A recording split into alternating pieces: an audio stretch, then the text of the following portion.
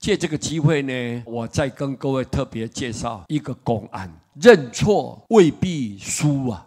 曾经听过一个故事啊，山上有2间寺庙，假的寺庙呢，和尚经常吵架，互相敌视，生活很痛苦；乙庙的和尚呢，却一团和气啊，个个笑容满面，生活快乐。于是甲庙的住持啊，便很好奇的前来请教乙庙的小和尚：你们如何让庙里保持愉快的气氛呢？小和尚回答说：因为我们常做错事啊。甲庙住持正感疑惑的时候，忽然见到一名和尚匆匆的由外面归来啊，走进大厅的时候，不慎滑了一跤。正在拖地的和尚立刻跑了过去，扶起他，然后说：都是我的错，我把地擦得太湿了。站在大门口的和尚也跟着进来，非常懊恼地说：都是我的错，我没有告诉你大厅正在擦地啊。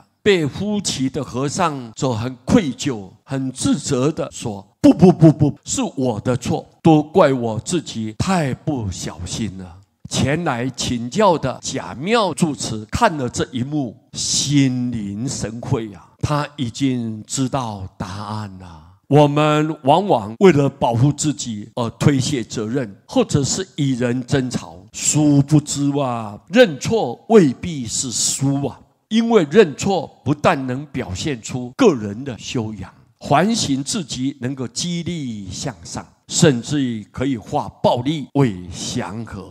很渺小的你我啊，或许并没有能力能为世间的局面扭转乾坤，但如果每个生命的个体都能培养勇于认错，对自己的行为负责的态度，相信那一股内心的平安跟喜乐将会不断的扩散。佛又告诉我们：不见世间过，只见自己错。不要去看别人错，别人有错是自己偏差了。所以我们应该都要欣赏别人，赞叹别人，鼓励别人，不要老是在鸡蛋挑骨头。我们每一个人生来都不一样的，不可能大家都如你所愿，所以往往他比较差一点，能力表现弱一点，我们要能包容，要能尊重，以大局着想。我们如果心态随时都能用一种宽大的心胸，能包容别人的错误，各位，这个团体会非常和气。